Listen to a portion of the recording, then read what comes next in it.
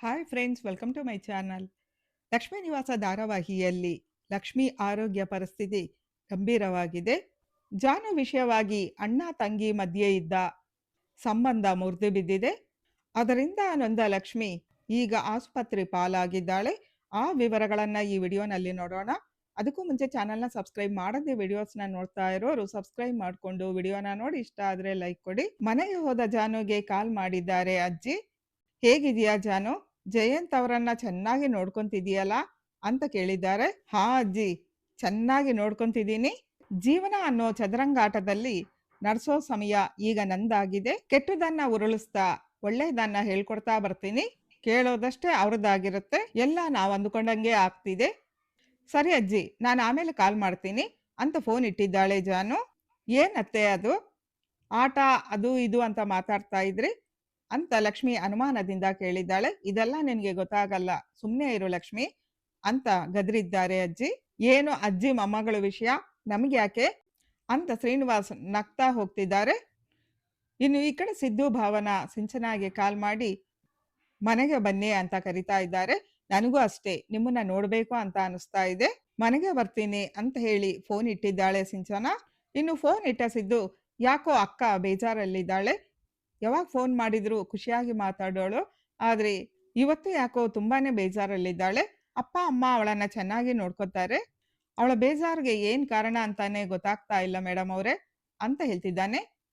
ಯಾರು ಎಷ್ಟೇ ನೋಡ್ಕೊಂಡ್ರು ಕಟ್ಕೊಂಡಿರೋ ಗಂಡ ಚೆನ್ನಾಗಿ ನೋಡ್ಕೊಂಡಿಲ್ಲ ಅಂದ್ರೆ ಬೇಜಾರೇ ಅಲ್ವಾ ಸಿದ್ದು ಅವ್ರೆ?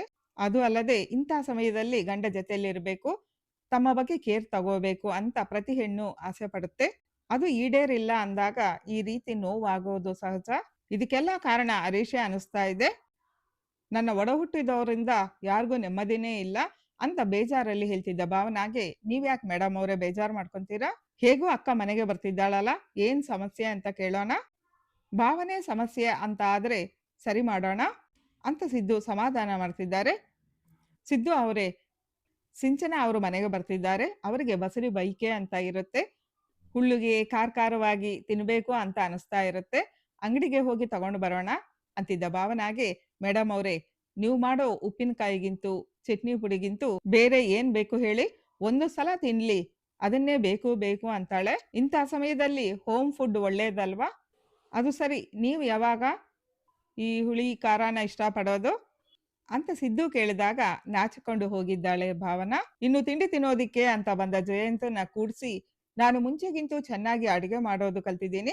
ಯಾಕಂದ್ರೆ ಇಷ್ಟು ದಿನ ನಾನು ಕೆಲಸದೋಳ್ ತರ ಆ ಮನೆಯಲ್ಲೇ ಇದ್ನಲ್ವಾ, ಅದಕ್ಕೆ ತಿಂಡಿ ತಿಂದು ಹೇಗಿದೆ ಅಂತ ಹೇಳಿ ಅಂತ ಹೇಳ್ತಿದ್ದಾಳೆ. ಚಿನ್ನು ಮರಿ, ನಿಮ್ಮ ಹತ್ರ ಮಾತಾಡಬೇಕು ಅಂತಿದ್ದ ಜಯಂತಿಗೆ, ಸುಮ್ಮನೆ ತಿಂಡಿ ತಿನ್ನಿ, ತಿಂಡಿ ತಿನ್ಬೇಕಾದ್ರೆ ಯಾರಾದ್ರೂ ಮಾತಾಡ್ತಾರಾ? ಅದು ಅಲ್ಲದೆ ನಾನೇನಾದ್ರೂ ಓಡಿ ಹೋಗ್ತೀನಾ? ನಿಮ್ ಜೊತೆನೆ ಪರ್ಮನೆಂಟ್ ಆಗಿ ಇರ್ತೀನಿ. ಯಾಕೆ ಇನ್ನೂ ಸುಮ್ಮನೆ ಇದ್ದೀರಾ? ಓ ಗೊತ್ತಾಯ್ತು ಬಿಡಿ, ನಿನ್ನೆ ನಾನು ಹಾಲಿಗೆ ಜಿರಳೆ ಹಾಕಿದಂಗೆ ಊಟದಲ್ಲಿ ವಿಷ ಬೆರೆಸಿದ್ದೀನೇನೋ ಅಂತ ಯೋಚನೆ ಮಾಡ್ತಿದ್ದೀರಾ? ಹೌದು ಹೌದು, ನೀವು ಹಾಗೆ ಅನ್ಕೊಂಡಿರ್ತೀರಾ. ನಿಮ್ಮನ್ನ ಸಾಯಿಸ್ಬೇಕು ಅಂತ ಇದ್ರೆ ಊಟದಲ್ಲಿ ವಿಷ ಬೆರೆಸ್ಬೇಕು ಅಂತ ಏನೂ ಇಲ್ಲ. ನೀವು ಮಾಡಿದ್ದೆಲ್ಲ ನಮ್ಮ ಮನೆಯವ್ರ ಮುಂದೆ ಹೇಳಿದ್ರೆ ಅವ್ರ ಮಾತಲ್ಲಿ ಮಾಡೋ ಅವಮಾನದಿಂದ ಉಸಿರುಗಟ್ಟಿ ನಿಂತೇ ಹೋಗುತ್ತೆ. ಪಾಪ, ನನ್ನ ಮೇಲೆ ಎಷ್ಟು ಪ್ರೀತಿನ ಇಟ್ಕೊಂಡಿದ್ದೀರಲ್ವಾ? ನಾನು ಹಾಗೆ ಮಾಡ್ತೀನಾ? ಇನ್ನು ಮೇಲೆ ನನ್ನ ಚಿನ್ನುಮರಿ ಅಂತ ಕರಿಬೇಡಿ, ಅದು ನನಗೆ ಇಷ್ಟ ಆಗಲ್ಲ ಅಂತ ಹೇಳ್ತಿದ್ದಾಳೆ ಜಾನು. ನನಗೆ ಆ ರೀತಿ ಕರೆದ್ರೇನೆ ಸಮಾಧಾನ ಅಂತಿದ್ದ ಜಯಂತಿಗೆ, ನಿಮಗೆ ಖುಷಿ ಆಗುತ್ತೆ ಅನ್ನೋದು ಮುಖ್ಯ ಅಲ್ಲ, ನನಗೆ ಸಂತೋಷ ಆಗುತ್ತಾ ಅನ್ನೋದೇ ಮುಖ್ಯ. ನೀವೇ ಹೇಳಿದ್ರಲ್ಲ ನನಗೋಸ್ಕರ ಚೇಂಜ್ ಆಗ್ತೀನಿ ಅಂತ. ಹಾಗಂದ ಮೇಲೆ ನನಗೆ ಹೇಗ್ ಬೇಕೋ ಹಾಗಿರ್ಬೇಕಲ್ವಾ? ಮೊದಲು ತಿಂಡಿ ತಿನ್ನಿ. ಅಲ್ಲ ರೀ, 4 ವಸ್ತುಗಳು ಆ ಕಡೆ ಈ ಕಡೆ ಹೋದ್ರೆ ಯಾಕ್ರಿ ಅಷ್ಟೊಂದು ಇರಿಟೇಟ್ ಆಗ್ತೀರಾ? ನನಗೂ ಗೊತ್ತು ರೀ, ನಿಮಗೆ ಆ ವಸ್ತುಗಳ ಮೇಲೆ ಅಪಾರ ಪ್ರೀತಿ ಇದೆ ಅಂತ. ಆ ವಸ್ತುಗಳನ್ನ ನೀವು ಕಂಟ್ರೋಲ್ ಮಾಡ್ತೀರಾ. ಅದೇ ನನ್ನ ಮೇಲೆ ಮಾಡ್ದಂಗೆ. ಅದಕ್ಕೆ ಜೀವ ಇಲ್ಲ, ಆದ್ರೆ ನನಗೆ ಜೀವ ಇದೆ. ನಿಜವಾಗ್ಲೂ ನನಗೋಸ್ಕರ ನೀವು ಬದಲಾಗ್ತೀರಾ? ಅದನ್ನ ನಾನು ನಂಬಬೇಕಾ ಅಂತ ಪ್ರಶ್ನೆ ಮಾಡಿದ್ದಾಳೆ ಚಿನ್ನುಮರಿ. ನೋಡಿ ಜಾಹ್ನವಿ ಅವರೇ, ನಾನು ನಿಮ್ಮ ಹತ್ರ ಸ್ವಲ್ಪ ಮಾತಾಡಬೇಕು ಅಂತ ಗೌರವದಿಂದ ಕೇಳಿದ್ದಾರೆ ಜಯಂತ್. ಇಲ್ಲ ಇಲ್ಲ, ತಿಂಡಿ ತಿನ್ನಿ. ನಮ್ಮ ಇಬ್ಬರ ಮಧ್ಯೆ ಯಾರೂ ಬರಬಾರ್ದು ಅಲ್ವಾ? ಸುಮ್ಮನೆ ತಿಂಡಿ ತಿನ್ನಿ. ಇರಿ, ಕಾಫಿ ಮಾಡ್ಕೊಂಡು ತಗೊಂಡ್ ಬರ್ತೀನಿ ಅಂತ ಮಾತಾಡೋದಕ್ಕೂ ಅವಕಾಶ ಕೊಡದೆ ಅಡಿಗೆ ಮನೆಗೆ ಹೋಗಿದ್ದಾಳೆ ಜಾನು. ಇನ್ನು ದೇವಸ್ಥಾನಕ್ಕೆ ಬಂದ ನರಸಿಂಹಯ್ಯ, ಚಂದನ ಅನ್ನೋ ಹುಡುಗಿ ಈ ದೇವಸ್ಥಾನದಲ್ಲಿ ಪೂಜೆಗೆ ಅಂತ ಬಂದಿದ್ದಾಳೆ. ಅವಳು ಎಲ್ಲಿ ಅಂತ ಪುರೋಹಿತರನ್ನ ಕೇಳ್ತಿದ್ದಾರೆ. ಚಂದನಾನ ಇರಿ ಕರ್ಕೊಂಡು ಬರ್ತೀನಿ ಅಂತ ಒಬ್ಬರನ್ನ ಕರ್ಕೊಂಡು ಬಂದಿದ್ದಾರೆ ಪುರೋಹಿತರು. ಪುರೋಹಿತರೇ, ಇವರಲ್ಲ, ಚಂದನ ಅನ್ನೋಳು ನಮ್ಮನೆ ಹುಡುಗಿ, ನಮ್ಮನೆ ಮಗಳಿದ್ದಂಗೆ. ನನ್ನ ಮಗ ಸೊಸೆ ಬಂದು ಈ ದೇವಸ್ಥಾನದಲ್ಲಿ ಅವಳನ್ನ ಬಿಟ್ಟು ಹೋಗಿದ್ದಾರೆ. ಬೇಕಿದ್ರೆ ಫೋಟೋನ ತೋರಿಸ್ತೀನಿ ಅಂತ ಜಾನು ಫೋಟೋನ ತೋರಿಸಿದ್ದಾರೆ ನರಸಿಂಹಯ್ಯ. ಇವರ ಮೊನ್ನೆ ದೇವಸ್ಥಾನಕ್ಕೆ ಬಂದಿದ್ರು, ಹೊರಟೋದ್ರು. ಈಗ ಇಲ್ಲಿ ಅವರಿಲ್ಲ. ಯಾರೋ ನಿಮ್ಗೆ ಸುಳ್ಳು ಹೇಳಿರ್ಬೇಕು ಅಂತ ಅನ್ಸುತ್ತೆ. ನಾನಿನ್ನು ಬರ್ತೀನಿ ಅಂತ ಹೇಳಿ ಪುರೋಹಿತರು ಅಲ್ಲಿಂದ ಹೋಗಿದ್ದಾರೆ. ಇನ್ನು ಸಂತು ಅಲ್ಲಿಗೆ ಬಂದು ನರಸಿಂಹಯ್ಯನ ನೋಡಿ ಖುಷಿಯಿಂದ, ಮಾವ ಹೇಗಿದ್ದೀರಾ? ನೀವು ನಮ್ಮ ಪಾಲಿನ ದೇವರು. ನಮ್ಮ ಜೀವನದಲ್ಲಿ ಮತ್ತೆ ಖುಷಿ ಬಂದಿದೆ ಅಂದ್ರೆ ಅದಕ್ಕೆ ಕಾರಣ ನೀವೇ. ಇಷ್ಟು ದಿನ ತೀರ್ಕೊಂಡಿದ್ದಾಳೆ ಅಂತ ಅಂದ್ಕೊಂಡ ನಮ್ಮ ತಂಗಿನ ನೀವು ಜೋಪಾನವಾಗಿ ನೋಡ್ಕೊಂಡಿದ್ದೀರಾ. ಅದಕ್ಕೆ ಕಾರಣ ನೀವೇ ಅಲ್ವಾ ಮಾವ? ನಿಮ್ಗೆಷ್ಟು ಥ್ಯಾಂಕ್ಸ್ ಹೇಳಿದ್ರು ಸಾಲದು ಅಂತಿದ್ದ ಸಂತುನ ನೋಡಿ, ಯಾರಪ್ಪ ನಿನ್ನ ತಂಗಿ? ಏನೇನೋ ಮಾತಾಡ್ತಿದೀಯಾ? ನಿಮ್ಮ ತಂಗಿ ಯಾಕೆ ನಮ್ಮನೇಲಿ ಇರ್ತಾಳೆ? ನಾನು ಯಾವಾಗ ಅವಳಿಗೆ ಆಶ್ರಯ ಕೊಟ್ಟೆ ಅಂತ ಸಿಟ್ಟಲ್ಲಿ ಕೇಳಿದ್ದಾರೆ ನರಸಿಂಹಯ್ಯ. ಮಾವ, ಇಷ್ಟು ದಿನ ನಿಮ್ಮ ಮನೆಯಲ್ಲಿ ಇದ್ಲಲ್ಲ, ಅವಳೇ ನನ್ನ ತಂಗಿ. ಅವಳು ಇಲ್ಲ ಅಂತ ಕಣ್ಣೀರು ಹಾಕ್ತಿದ್ರು ನಮ್ಮ ಅಪ್ಪ ಅಮ್ಮ. ವಿಚಿತ್ರ ಏನು ಗೊತ್ತಾ ಮಾವ? ಅವಳು ಅವಳ ತಾತ ಮಾವನ ಮನೆಯಲ್ಲೇ ಇದ್ದಾಳೆ ಅಂತ ಅವಳಿಗೆ ಗೊತ್ತಿಲ್ಲ. ಅವಳು ನಿಮ್ಮ ತಂಗಿ ಮಗಳು ಅಂತ ನಿಮಗೂ ಗೊತ್ತಿಲ್ಲ. ಸಂಬಂಧಗಳು ಗೊತ್ತಿಲ್ಲದೆ ಒಬ್ಬರನ್ನೊಬ್ಬರು ಭೇಟಿ ಆಗಿದ್ದು ಎಷ್ಟು ವಿಚಿತ್ರ ಅಲ್ವಾ ಮಾವ ಅಂತ ಸಂತು ಹೇಳಿದ್ದಾನೆ. ಯಾರ ಬಗ್ಗೆ ಮಾತಾಡ್ತಿದೀಯಾ? ಇವಳ ಅಂತ ಮೊಬೈಲಲ್ಲಿ ಚಂದನಾ ಫೋಟೋ ತೋರಿಸಿದ್ದಾರೆ ನರಸಿಂಹಯ್ಯ. ಇವಳೇ ಮಾವ, ನನ್ನ ತಂಗಿ ಜಾಹ್ನವಿ. ಬನ್ನಿ ಮಾವ, ಮನೆಗೆ ಹೋಗೋಣ ಅಂತ ಸಂತು ಕರಿತಿದ್ದಾನೆ. ಬರ್ತೀನಿ, ಆದ್ರೆ ನಿಮ್ಮ ಮನೆಗೆ ಅಲ್ಲ, ನಿಮ್ಮ ಅಮ್ಮನ ಮನೆಗೆ.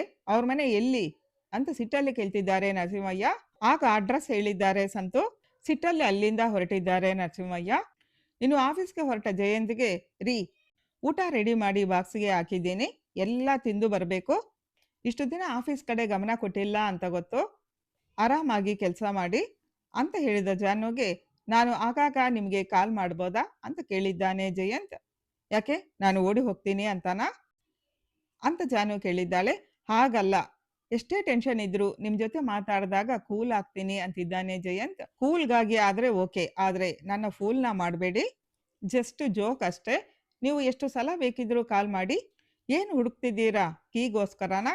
ನನ್ನ ಕೈಯಲ್ಲಿದೆ. ಈ ಕೀ ನಿಮಗೆ ಕೊಡಲ್ಲ. ಹಿಂದಿನ ಕಾಲ ಹೋಯ್ತು.